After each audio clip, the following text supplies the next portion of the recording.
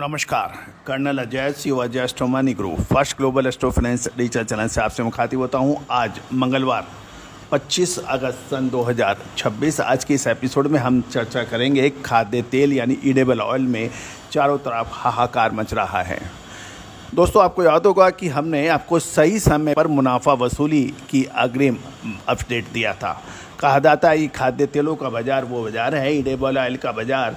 यदि समय पे आपको विश्लेषण मिल जाए तो निश्चित रूप से आप दूसरों से एक नहीं 50 कदम आगे हो जाते हैं, और यदि आपने मौका चूक गए तो फिर आप लगातार पिछड़ते ही चले जाते हैं। अग्रिम विश्लेषण, लगातार अपडेट और समझदारी, ये खाद्य तेलों के व्यापारियों की प्रमुख पहचान होती है। आप किसका इंतज़ार कर रहे हैं? एक बार बात तो करें। नंबर स्क्रीन पे दिए हुए हैं, चर्चा करिए। 9414056705 और 9887056704। दोस्तों, जानिए क्यों चारों तरफ अफरा तफरी का माहौल खाद्य तेलों में बन गया है।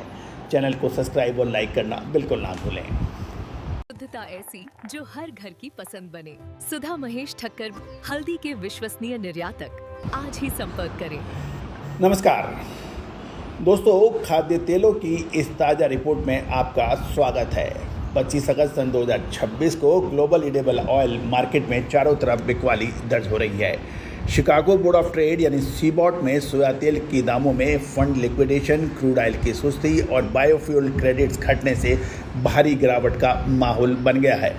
यदि हम अपडेट देखें कल का, तो दिसंबर 2026 सीबॉट पर सोया ऑयल दिसंबर 3.26 यानी लगभग 2.27 सेंट गिरकर 67.31 सेंट प्रति पाउंड पर बंद होने के समाचार हैं।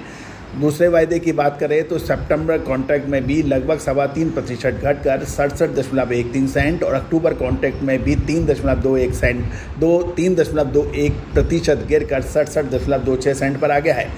जहाँ तक फंड्स की बात करें, क्योंकि कमोडिटी फंड्स किसी भी बड़ी तेज़ी और मंदी के लिए अक्सर जिम्मेदार माने जाते हैं। फंड सेलिंग की बात करें तो कमोडिटी फंड्स ने कल 24 अगस्त को 11,000 कॉन्ट्रैक्ट्स बेचे, जिससे पिछले 6 सेशन में 17,250 कॉन्ट्रैक्ट्स की नेट बिकवाली फंड्स लिक्विडेट की हो चुकी है। और अब जान लेते हैं कच्चा तेल और बायोफ्यूल क्रेडिट्स और की क्या अपडेट है। क्रूड ऑयल में नरमी देखी गई। आपको याद होगा, हमारे SEBI registered research analyst mister Tushar Jain ने आपको कल एक अपडेट देते हुए कहा था कि कच्चे तेल में गिरावट की संभावना है, और कल एक तरफा कच्चे तेल में गिरावट देखी गई। गौरतलब है कि एक तरफ अमेरिका और ईरान के बीच तखल्ली बढ़ती जा रही है। अमेरिका ने ईरान पर सख्त कदम उठाते हुए इकोनॉमिक नाकाबंदी कर दी है, और सीधा और स्पष्ट कहा है कि या तो अमेरिका या फिर ईरान, लगभग सभी देशों को कहा गया है आपको दोनों में से एक चुनना होगा, या तो अमेरिका या ईरान। ईरान से व्यापार करने वाले सभी देशों के ऊपर कड़े प्रतिबंध की बात की जा रही है। दूसरी ओर ईरान भी झुकने को तैयार नहीं है और कह रहा है कि एक बूंद भी मैं स्ट्रेट ऑफ हार्मूज से निकलने नहीं दूंगा। दोस्तों, हम आपको अपडेट देंगे कब संभावना और आगे क्या बनती है, लेकिन फ़िलहाल कच्चे तेल में गिरावट थी। स्ट्रेट ऑफ हॉर्म्यूज में तनाव के देखते हुए और अमेरिकी डॉलर मजबूत होने से WTI क्रूड ऑयल लगभग $2 से अधिक गिरकर 85.01 और ब्रेंट लगभग $2.25 गिरकर 92.17 पर बंद हुआ। मसाले, खुशबू और प्योर झांझ, टेस्ट से भर दे हर जुबां पे स्वाद। एवरीडे मसाले, देश का स्वाद। बायोफ्यूल क्रेडिट्स की बात करें तो EPA द्वारा RFS यानी अनुपालना समय सीमा बढ़ाने के बाद दिसंबर 2026 USD4 RINs 9.06% टूटकर $1.982 प्रति क्रेडिट पर आ गए हैं। ऑयल सीड्स के ऊपर पूरे ऑल ओवर वर्ल्ड तनाव जारी है और गिरावट जारी है।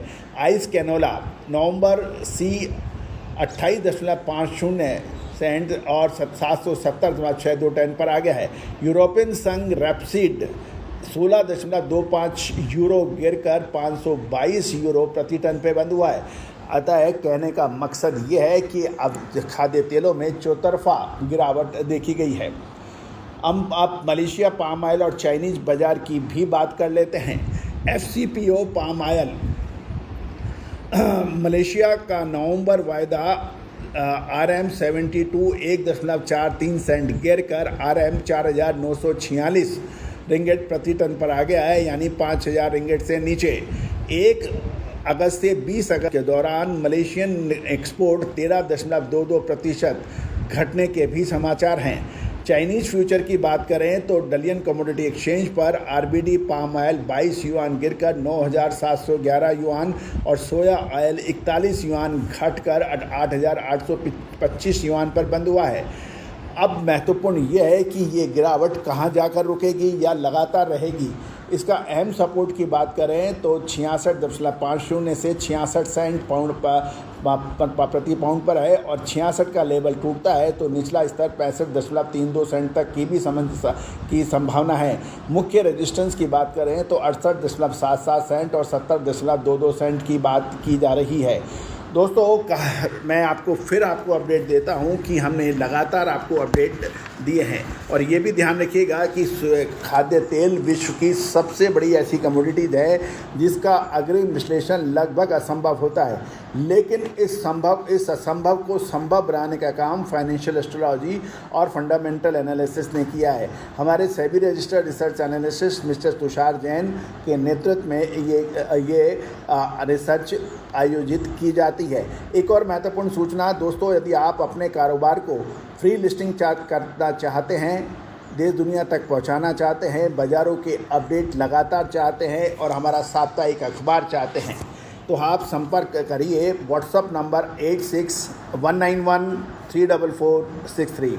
नंबर एक बार पुनः सुनें 8619134463। इस पे आपको निःशुल्क काफ़ी शुल्क और सहित आपको अपडेट मिलेंगे, साथ साथ निःशुल्क आपकी व्यापार की लिस्टिंग हो पाएगी। All the